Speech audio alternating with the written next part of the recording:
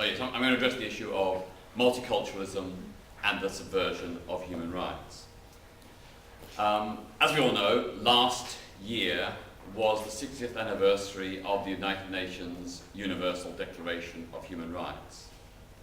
An absolute milestone in human consciousness, understanding, and ethics. A real historic milestone. It set out principles of universal human rights for every person on this planet. An extremely important, perhaps one of the most important things ever written by humankind. But I see, in the wake of that historic document, signed in 1948, I see that great progress has been made over the intervening 6 decades, but I also see attempts to somehow roll back or move back from the commitments and ideals set out in that document as well. I think that we see an increasing trend for some people to argue about respect for cultural difference, the importance of cultural sensitivity. This should somehow move away from the principle of universal human rights and acknowledge that there need to be certain exceptions because different people come from different cultures and different backgrounds. I think I also see in Western societies a trend among some sections of liberal and left opinion to fear being branded racist, imperialist, or Islamophobic, and therefore holding back on their criticism of ideas and practices that they would normally very robustly condemn if they were being voiced or expressed by white Christians, for example. In the UK, I think there's no doubt that race and religion have come to rule the roost when it comes to the equalities agenda. We have in Britain a tainted hierarchy of oppression, which sometimes permits the rights of women and gay people, for example, to be sacrificed in the name of cultural sensitivity and respect for diversity. I'm not saying it's a universal view, but I'm saying that increasingly there are sections of liberal and left opinion that take that position. Undoubtedly, according to the law, and in theory, we are all supposed to be equal before the law. But in reality, some people in our society are deemed to be more equal than others. They get more legal rights and more legal protection than others. We see it in the way equality laws have developed. They began with race and gender and only gradually have been extended to disability, age, sexuality, gender identity, and faith or belief. So quite clearly, some forms of oppression were marked out as being more worthy of protection than others. And even today, I would say that race and religion invariably trump sexuality and gender. We see this inequality enshrined not merely in the law, but also in the interpretation and enforcement of the law. Right now, the government has an equality bill which is supposed to harmonise and standardise the entire equal rights framework, to create a common ground, a level playing field across the spectrum. But in fact, it doesn't do that. Certainly, on the issue of harassment, just one clause out of this bill, other communities are protected against harassment in the Equality Bill, but not lesbian, gay, bisexual, or transgender people. Now, why have we been excluded from this bill, which is supposed to make us all equal before the law and remedy the acknowledged flaws and failings, the imperfections, the unevenness of past equality legislation?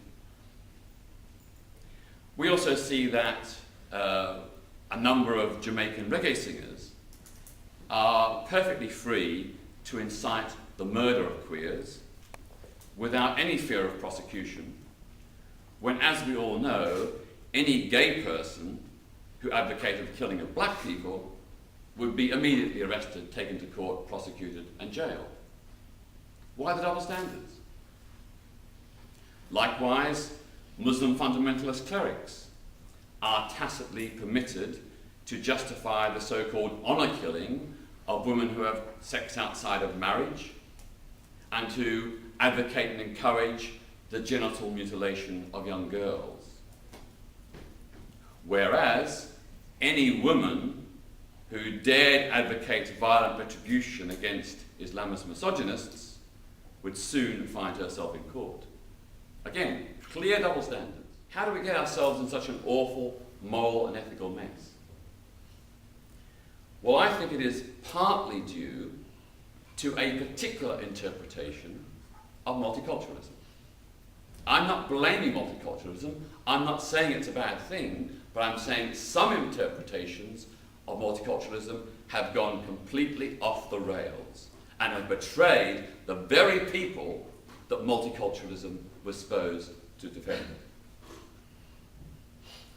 I've got to emphasize that, to me, the multicultural ethos that has blossomed since the 1960s was a very important advance in social evolution. It is undoubtedly progress to recognize, celebrate, and respect diverse communities. Multiculturalism has, without any shadow of doubt, empowered marginalized, disadvantaged minorities. It's ended the monoculturalism that I experienced when I was growing up in the 1950s. That's a good thing. Monoculturalism was not only bad for human rights, it was bloody boring.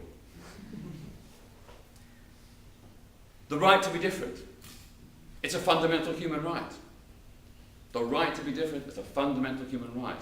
And that aspect of multiculturalism is absolutely, fundamentally worth defending. But, having said that, we need to ask, has this right, has this respect for difference, in some cases, gone too far? I certainly think that as an antidote to the exclusivist cultural hegemony of the past, the straight white male, to be very simplistic,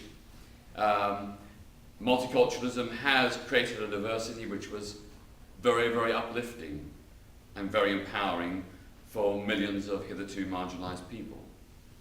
Women, disabled people, the black communities, lesbian, gay, bisexual, and transgender people. For these groups, who were previously outside the mainstream and rarely had a voice or a place at the table, multiculturalism has given them an identity, a dignity, a value, and a place in the public sphere. So those are all the positive, liberating benefits of multiculturalism. But back to the downside, or the potential downside. I think we need to acknowledge that by asserting and celebrating difference, multiculturalism can also sometimes divide people on racial, religious, and other grounds. It can emphasize differences and divergences between diverse communities that can spill over into rivalries and antagonism. It's very interesting on the inner city council estate where I live at Elephant and Castle. We don't really have a problem between black and white. The big problem on our estate is between Afro-Caribbean and Asian. That's where the antagonism lies, the division lies. And in other communities there are tensions between Muslims and Hindus. And I think that this is not to be blamed solely or exclusively on multiculturalism, no way. But I think it may be part of the reason why division has been allowed to grow, because we've underemphasized the common humanity that unites us.